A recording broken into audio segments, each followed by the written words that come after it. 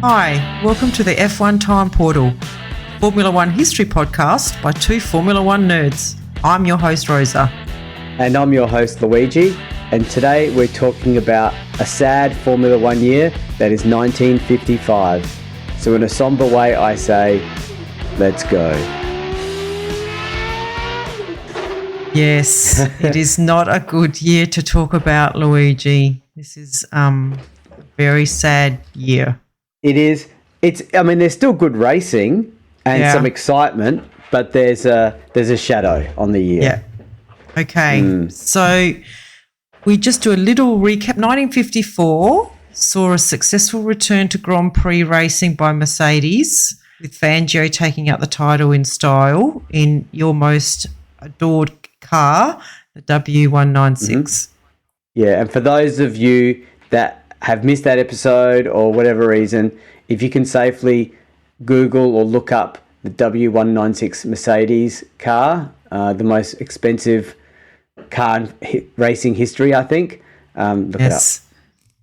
So also Ascari had not a very successful year after what many still call the worst move in Formula One history. He left Ferrari and signed with Lancia. His last race win was in 1953. So he had a whole year last year with no wins. He retired in 4 of the 8 races, and he didn't start in the other 4.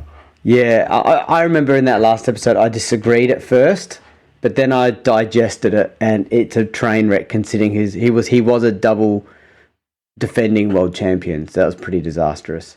Yes. Further news was about Mike Hawthorne. He needed to spend more time at home looking after the garage. I think he came from a family which had a mechanic garage or car dealership or something like that. And this is the sad thing. He left Ferrari to join the emerging British Vanwall team. So Hawthorne also had a tough year in 54 with accidents and bad press avoiding national service, and his father was killed in a road accident, which made him go back and look after the family business, which was a mechanic's garage. So he did that earlier than he wanted.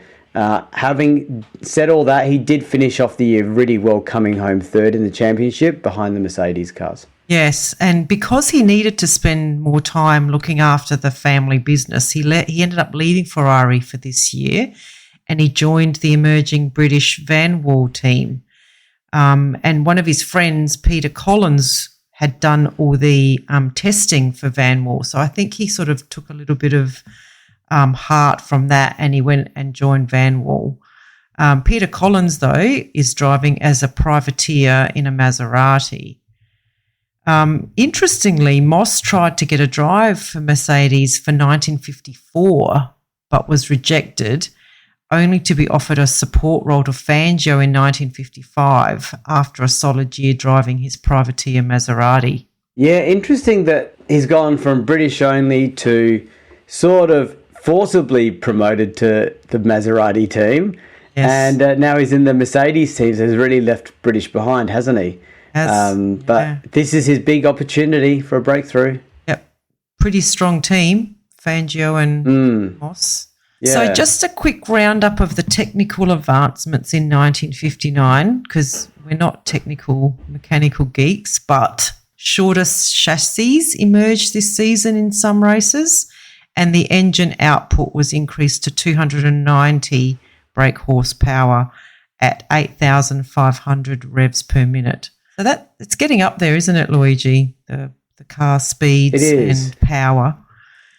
I might look up what the. Yeah, I was going to look up what the cars are today. I'll look it up after, but I know that in the mid '80s, when the qualifying monsters were there and they had those like super high turbo engines, they were getting 1,000 brake horsepower, but that was like in qualifying trim, not for race. Okay, not for race. So these guys are in the 1955. Yeah, these not slicks, you know. Yeah, all that sort of stuff. Exactly. Yeah. So in terms of modifications for each of the teams, Mercedes sorted out their cornering and their oil leaking issues. Lancia made a few changes to their almost brand new car, because remember they only raced in one race, and Maserati added a 5-speed gearbox. So that was revolutionary. Ferrari, though, they carried out extensive alterations to their Tipo 625 and the Squalo in an effort to obtain more power and improve handling. Are you saying the car was called the Squalo. two things? No, there's two different cars. They had, again, two different cars. I think the Squalo was the Tipo 555 and they called it the Squalo. Yes, yeah. What is that? Is that an Italian word for something like small or something like that? I don't know. It doesn't sound... It sounds like... I know it's not. Yeah, I don't know. Houdini, well, they continue to carry French hopes, but dwindling finances really stopped their progress. And even though a new car appeared during the season, it didn't really make any impression on anything. You have to give Gordini some acknowledgement here. Gee, they persist. Yeah. Like in the face of any real success. Like if they're going to get 1 or 2 podiums a year, which is what I think I see to notice them getting, it's like light reward. Yes. And they turn up each year with their little underpowered cars. Yeah. Yes. Yeah. So the British cars were still not up to scratch, with the Connaught still not being competitive, and the Van Walls, while they had gone through improvement, were still not competitive. So there's not a great deal of movement in the what I'll call the midfield back. Okay. So before we actually start discussing the races this season, we do need to address probably why this episode is called A Tragic Year, and that is the Le Mans race that happened on the 11th of June, 1955. So, yeah, there was a big accident. Hawthorn in the Jaguar overtook Macklin in an Austin Healey. Oh, can I pause you for a second, Rosa? Just because, just to make it clear, this is not an F1 race. No, not at all. Yeah, so I thought I'd just make that clear because we hadn't said that yet. So, I'll let you continue on now. Yeah, no, this is the Le Mans race, which had been happening for years. So Hawthorn was driving a Jaguar. He went to overtake Macklin, who was in an Austin Healey, and he broke hard to go into the pit lane, causing Macklin to swerve to avoid him and putting him in the path of a Frenchman, Pierre Leverge. The collision caused Leverge's car to be launched into the barrier opposite the pits, and his car disintegrated and large pieces of debris flew into the crowd, killing 83 spectators and the French driver, who was in a Mercedes, and around 120 more spectators were injured. It just showed how dangerous motor racing was in those days. I mean, at least there was a barrier. Yes, let's give it some credit there. That's right. But I doubt there were those fencing that you see in modern day Formula One races. No. And it was a pretty major incident at the time, as you can imagine. It sounds like a bomb went off. It was the most catastrophic motor accident crash in history, and it actually prompted the Swiss government to institute a nationwide ban on motorsports that lasted until 2022. Wow. Now, there's also further theories and discussions about this accident, and there's some conflicting information, but although it was a very well-covered event, was that some people also blame the cause of the accident, or there's a link to different cars of different classes being on the track at the same time. I'm not sure exactly what level these two cars were that were involved in the accident, so I don't know if they were an example of, or there were other near misses on the day and they sort of attributed it to the same thing. But yeah, that's pretty sad that, and I think they changed the rules in Le Mans to ensure that cars of different classes that were sufficiently different were not on the track at the same time. Right. Well, there were some big names racing because, as you know, a lot of the Grand Prix drivers would drive in Le Mans and they would drive in other sports car races as well. So Fangio was actually driving in this race and he was behind Leverge.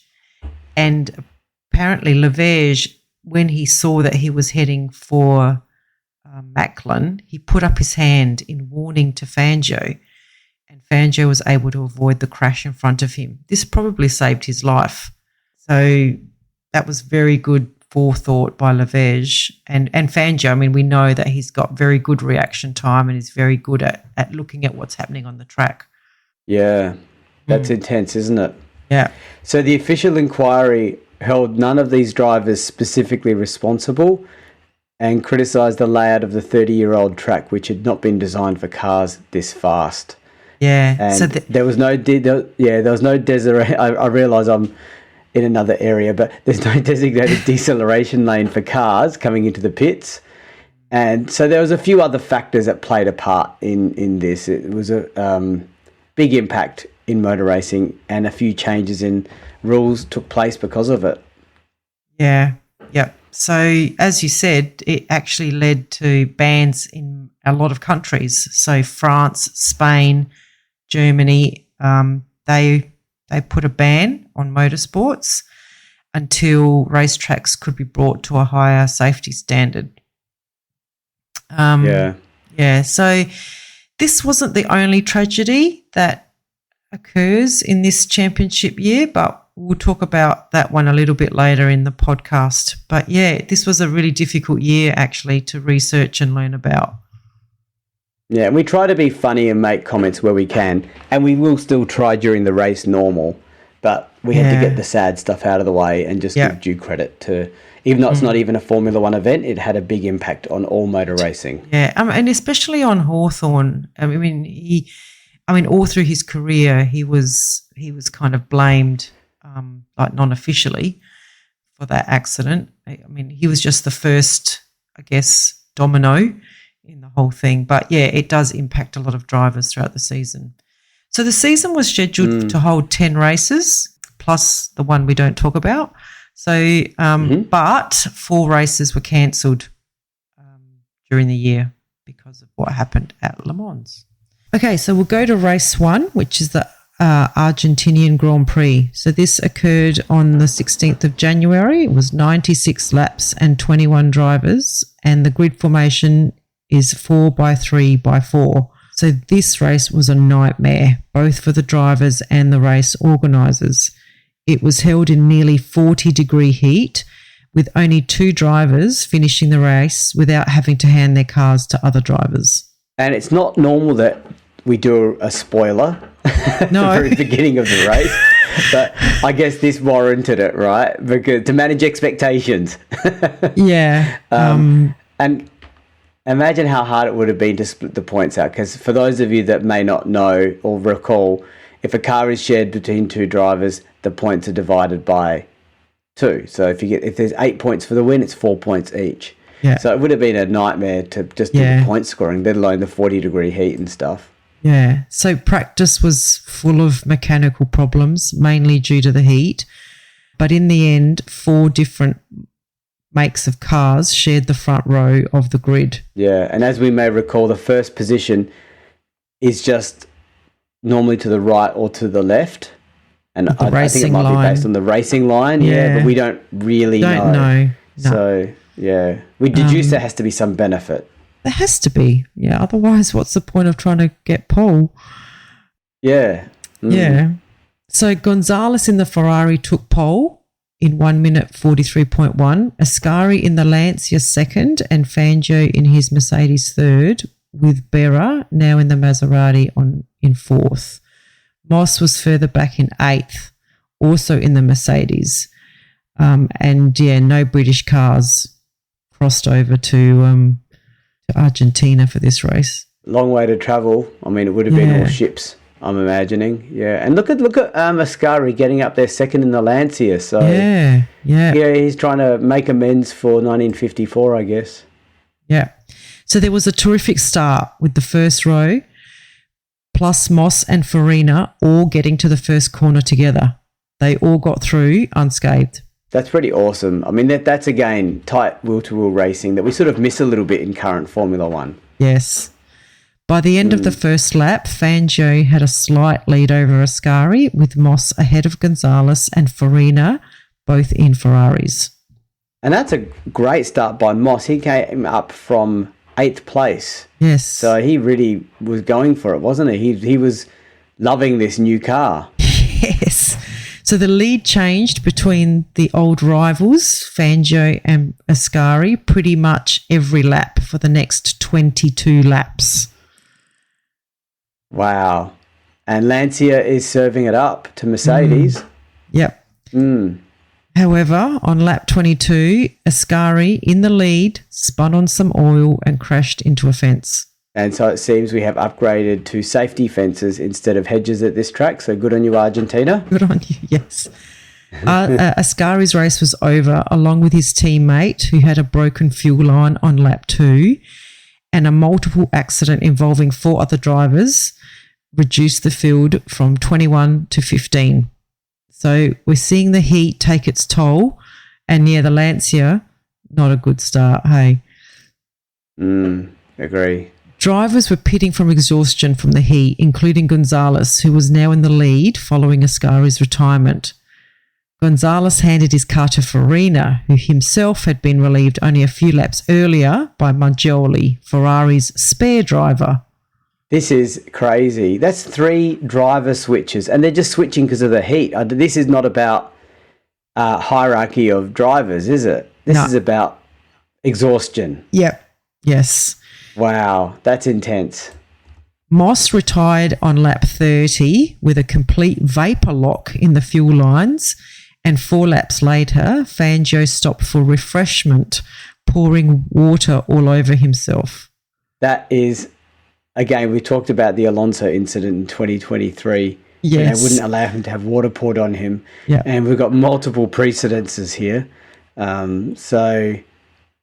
And it's also interesting that was that Moss's car that had that fuel vaporization issue? Yeah. Is that due to the heat? Is that how hot it was? It must have even been. The fuel said, "I'm out of here. We want to do a fuel switch with another fuel." Like if the drivers can change, we can change. We're out. Yeah. Yeah.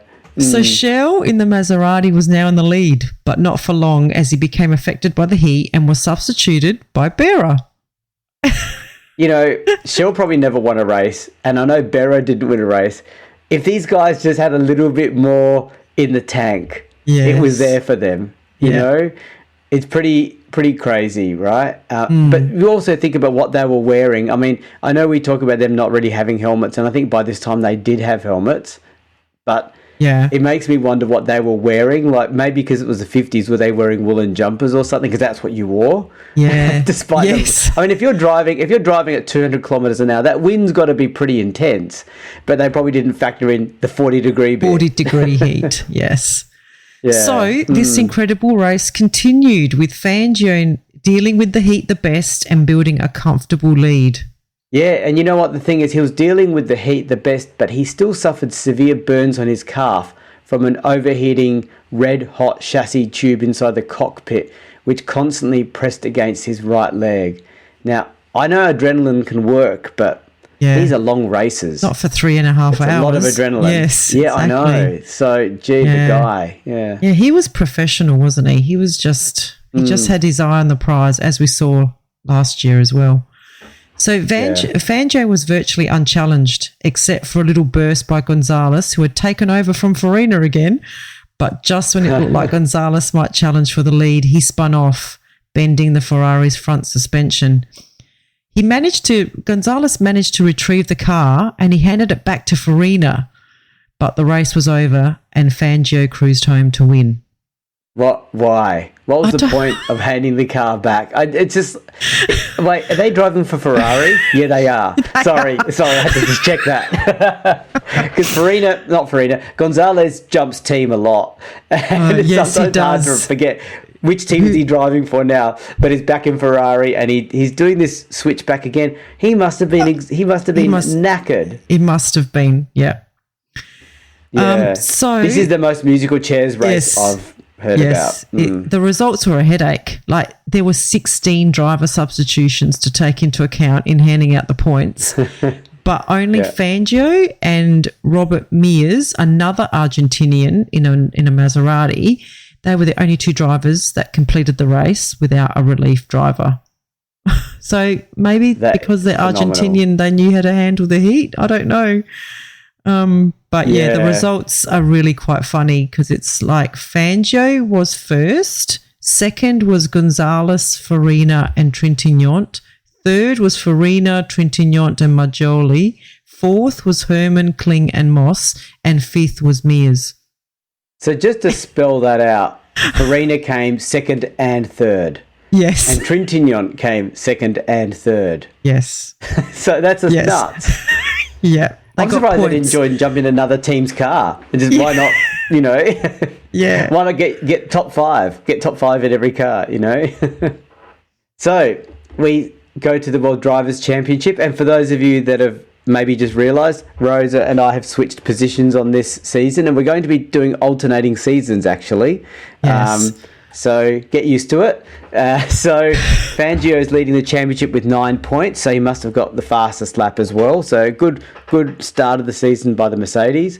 Trintignant second with 3 1/3 points. Farina 3 1/3 points. Gonzalez 2 points and Mears 2 points. So Mears came fifth in that championship, but he's only 1 1/3 point behind second place. So yeah, good on him. He's one of those drivers we're probably never going to talk about again. Yeah. And this is probably his peak moment in his career. Yeah.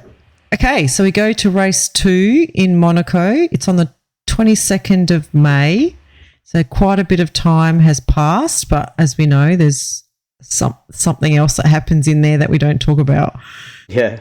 It's 100 laps. There's 20 drivers, and it's a 3x2x3 formation. Yeah, so Monaco is back for the first time since 1950. So everyone talks about, Monaco had been there since the beginning. But Rosa, you're the expert. You seem to be the one who's kept track of Monaco's status. Tell us about it again. Yeah, so they've refused to hold any GP events there were some financial concerns, but mainly they wanted more consistent and clear driver and race regulations in place. So the Automobile Club de Monaco played hardball. So yeah, good on them. They must have, I don't read anything about what changed in terms of the driver and race regulations. We do know that the F2 thing disappears last year, so maybe that was part of it. But interestingly, one of the changes at Monaco for this race is that they applied a couple of local rules. Are you ready, Luigi? So only the fastest, only the fastest. You have to go to the casino and spend a minimum amount of money. Put it all on red. Only the fastest 20 of the 22 entries would be allowed to start. So 2 would be out. And only the first day's times would count for the front row of the grid. So practice was going to be hectic. Wow. Yeah. Well, good on them. They're doing things. Even to this day, the FIA are struggling to make common sense decisions in some respects. Yes. And it took this one small, rich country to put in some rules that maybe the FIA just didn't have the guts to do. That's right. So Mercedes introduced 2 special cars for this race, which was with the shorter wheelbases designed to improve handling on the twisty street circuit, and they were driven by Fangio and Moss. Herman, their third driver, drove the normal car, but he crashed heavily and he sustained internal injuries. But that meant that Simon was introduced to the team. We don't hear a lot about him, but I needed to mention him here. And we're going to start seeing more crashes in Formula One races now. Like we heard about Marimon being the first F1 driver to pass away last season, but the speed of the cars is now starting to increase faster than the skills of the drivers. And that's not saying the drivers were not skilled. They were very highly skilled, and we've had some awesome wheel-to-wheel racing, but this is a sign of the times, unfortunately. And the drivers are probably pushing, trying to get, speed, and they're probably pushing beyond their skills as well. So Fangio took pole with 1 minute 41.1. Ascari set the same time, and Moss rounded out the front row with 1 minute 41.2. First of all, that's 0.1 second between the first 3 drivers, which is tighter than today, I would say. So if you haven't heard me say it already many times, this 50s being the gentleman era, you can just throw that in the bin because these guys were gunning it and it was tight racing. And Fangio actually broke the track record with that time, which had stood since 1937 And Ascari, as mentioned by Rosa, did match it on the Saturday, but it didn't count due to the local rule that has to be applied on the first race. The first day of practice. So, very interesting, hey? Yes. So there were further practice sessions on Friday and Saturday mornings with the two slowest drivers eliminated. Which would suck to be one of those two drivers. Yes. Yeah. So the race starts. The rush into the Gasworks hairpin was terrific, with Fangio, Ascari, Moss and Ascari's teammate in the Lancia, Castellotti, again all arriving together and again all getting through unscathed. I find that unbelievable because Monaco is so tight. Yeah. I doubt it's changed a great deal from 1955 to now. But, yeah, wow, those cars were not small either. No, I know. Good driving. So not so lucky for Farina in the Ferrari, who had to pit for a new wheel after the first corner. So he must have tangled with someone. At this point, Fangio is slightly ahead of Castellotti, Moss, Ascari and Berra early in the race. Moss overtook Castellotti at lap 5 and immediately pulled a gap. Look at Moss. He's really shining in that Mercedes. I mean, he had a great start in the last race. And even in this race, he's doing really well. Yep.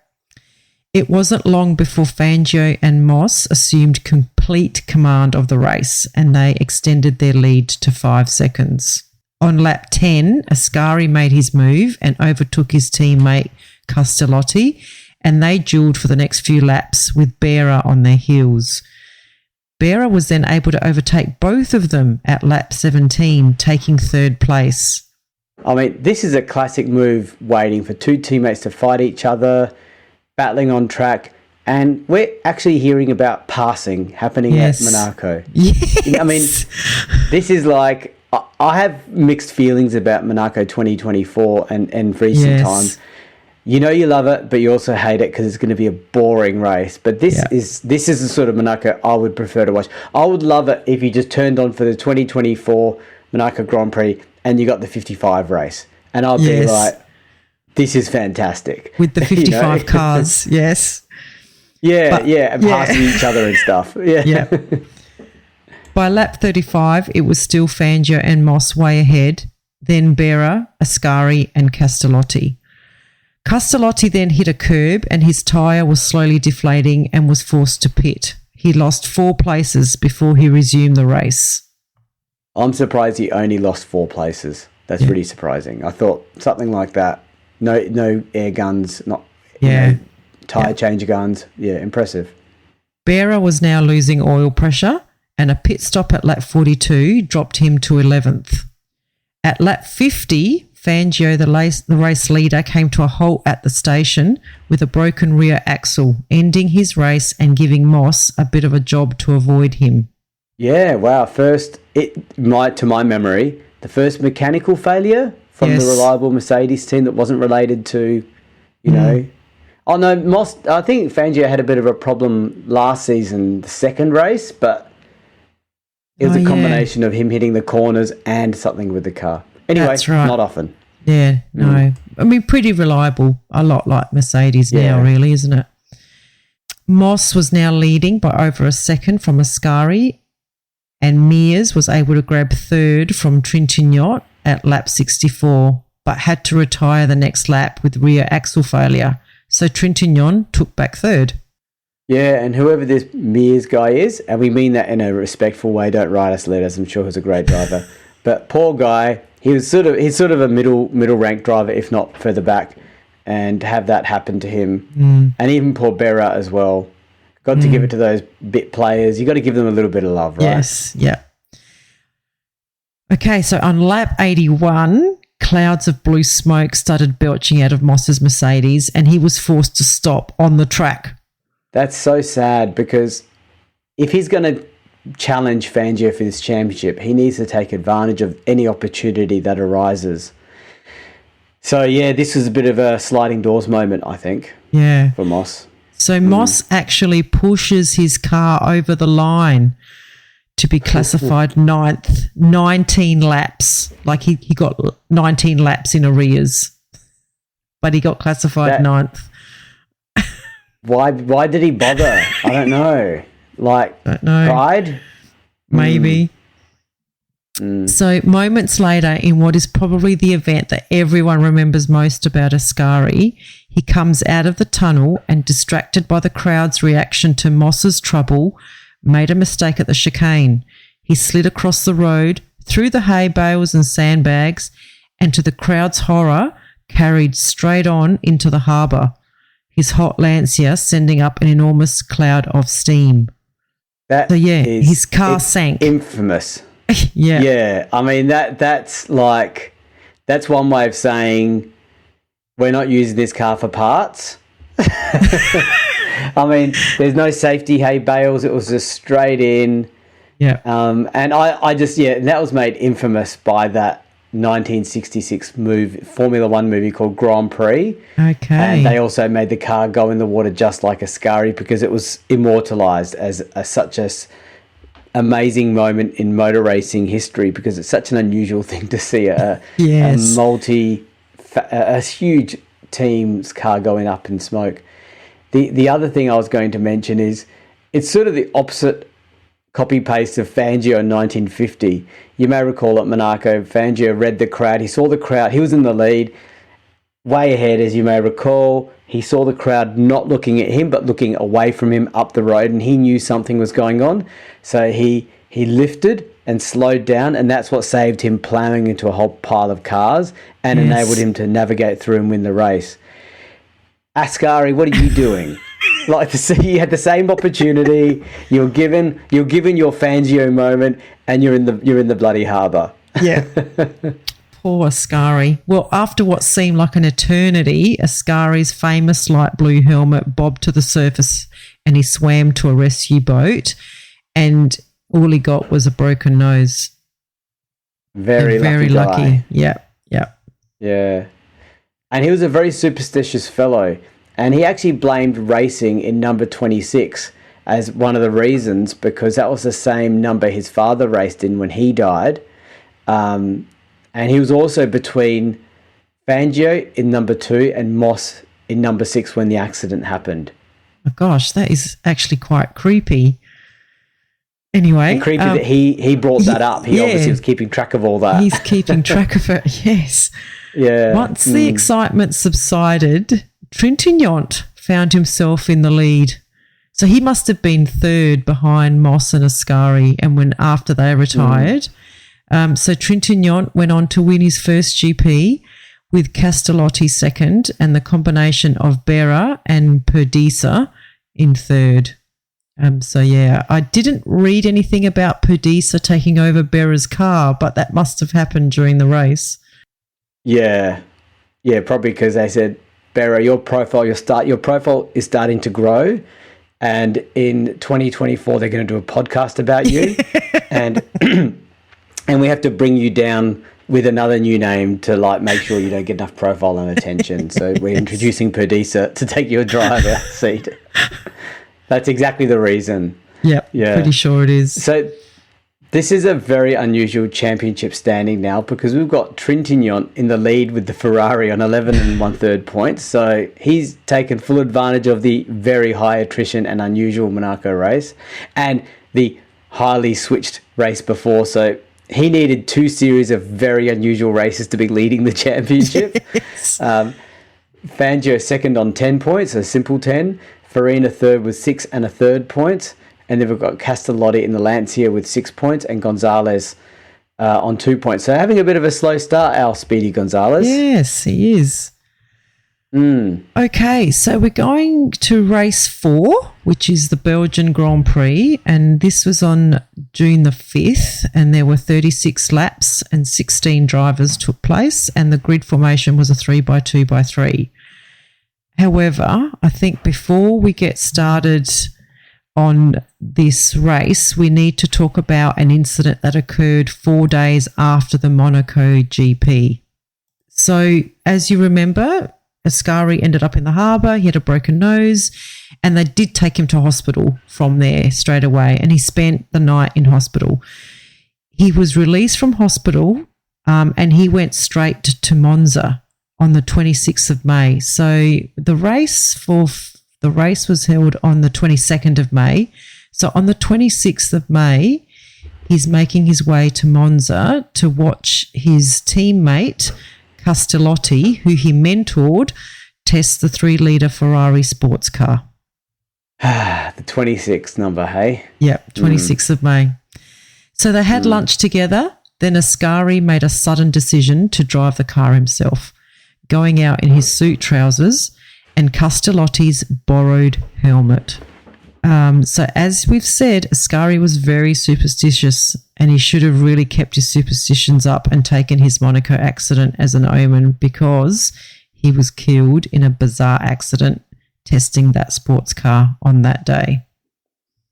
So sad. It is, yeah. So he started his lap, but then there was like silence around the track, and his teammates, Castellotti and Villaraci was there as well, went to investigate, only to find the remains of the shattered Ferrari at the Curva del Vialone, now the Ascari chicane. Ascari passed away before the ambulance could get to him. One wonders if it would have made much difference. I mean, in those days, they would have had barely any support people around. And I doubt those ambulances were as set up as we would have medics today. Yep. What a sad way for it to happen. Yeah, I know. Yeah. So there was no definite explanations for the accident either. So there were lots of theories. They ranged from a possible undetected concussion or brain injuries after the Monaco crash. Maybe he swerved to avoid someone working on the track. And his great friend and admirer and teammate, Mike Hawthorne, suspecting that the tyres were too wide for the rims, which caused him to, drive off the road. Yeah. Yeah, it's very sad. So both he and his father were killed on the 26th of the month, July and May respectively, both aged 36, and both had amazing escapes 4 days previously, and both had taken to a circuit for the first time wearing borrowed crash helmets. Wow. That is spooky. Yeah, it's pretty spooky, and it's one of those things that if you could go back in time and tell him not to do it, you couldn't tell him not to do it. He was going to do it. He wouldn't have connected all those dots. He wouldn't have connected. Alberto would not have connected all those dots, I think. But he was very aware of the 2 and the 6 and all that stuff, wasn't he? Yes, he was. So they had a funeral in the streets of Milan, and 1 million people followed that coffin and the famous light blue helmet on top. So, he was a much-loved, Italian race car driver. Yeah, and I'm even getting tingles hearing you say that, because it's like when Senna passed away in 1994, the whole of Brazil went into mourning. This is the same thing. It's just it's been lost through the layers of time, but it's the same. 1 million people is huge, massive. Yeah. Fangio was quoted as saying, "I have lost my greatest opponent," and I think he's right. Ascari was right up there. Ascari really was on his level, and they were together battling. And remember that time they were racing side by side, Rosa, and you said that they even looked across and smiled at each other. Isn't that special? Yes, that is very special. Yeah, he remains the only Italian driver to win a World Drivers' Championship to this day. Yeah. And in a Ferrari too, like the dream. That's the dream. The dream, exactly. right there.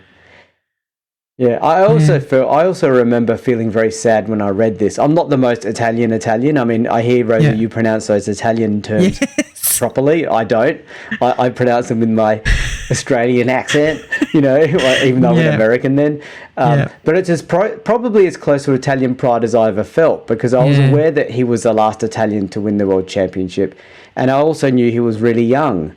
And one wonders how many more championships he would have won if this did not happen.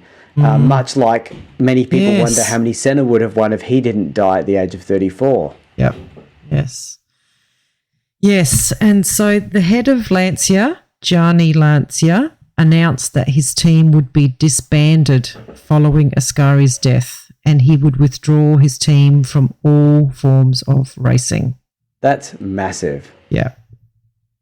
So Castellotti, however, persuaded Lancia to lend him a car, and he entered as a private entrant.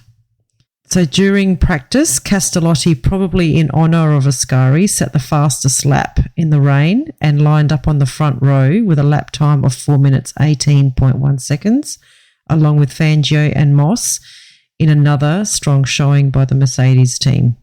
Yeah, it would have, and just emphasising, Fangio would have felt he lost one of his greatest opponents at this race straight after, because here he is on the front row without Ascari next to him, which is normally one of them in front position and the other was not. So he would have really noticed the gap. Yeah, and again, a real testament to Fangio's professionalism and his determination to keep racing, even after the tragedy. Having said that, you know what I'm going to say, don't you? No? Marimon. Oh yes. Remember? Yes. Fangio does have that bit of. Got that hardness. That little not care factor. Yeah, he's got that hardness. But mainly he only applies it to the Argentinians. That's right.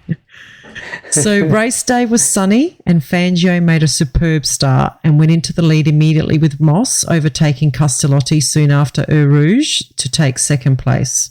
From there, Fangio and Moss were never challenged. Approaching La Source at the end of lap 4, Berra in 5th spun and ended up in a ditch. Unhurt, luckily.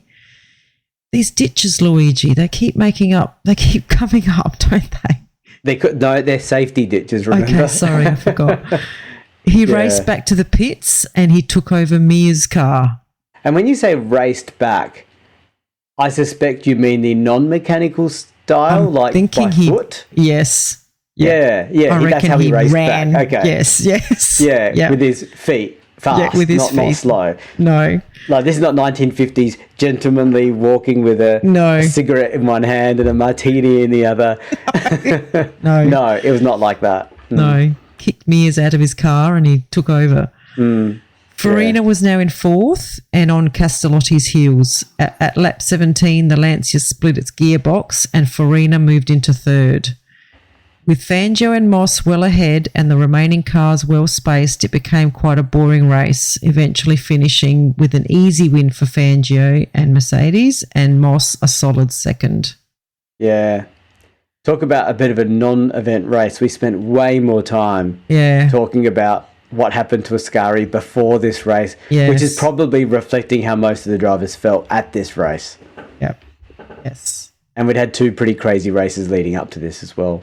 So the World Drivers' Championships at this stage are Fangio leading in the Mercedes on 19, Trintignant still holding on to second in the Ferrari with 11 and 1/3 points, Farina third in the Ferrari on 10 and 1/3 points, and Moss in the Mercedes on 7. Well, Fangio's leaving his teammate in the dust, isn't he? I think we might leave it there, Louis. We have a Patreon! Yay, we're a professional podcast now. So it means a lot to us if you are able to support the F1 Time Portal podcast. For a small monthly fee, you not only get ad-free podcast content, you will also receive special episodes that are exclusively uploaded for our Patreon financial supporters. We promise at least 2 additional exclusive episodes each month aligned to the decade we are up to in the show. And you will also be able to make suggestions about any special episodes you may want us to research and present. We can't promise that we can do all of them, but we will consider them. So, if that sounds like an entertainment bargain to you, go and sign up at patreon.com/F1 Time Portal today. If you're enjoying our podcast, please tell your friends and non-F1 friends alike. Yeah, and don't forget to rate us 5 stars or whatever highest is available on the podcast platform that you use. We have a range of social media handles for you to connect with fellow listeners, so look up F1 Time Portal on all the usual platforms. Or visit us at www.f1timeportal.com or email us at f1timeportal@gmail.com. We would like to give credit to our primary reference materials, a series of books called Grand Prix by Mike Lang. We also use many other written and digital references, which are in our show notes. Thank you for your support. Thank you.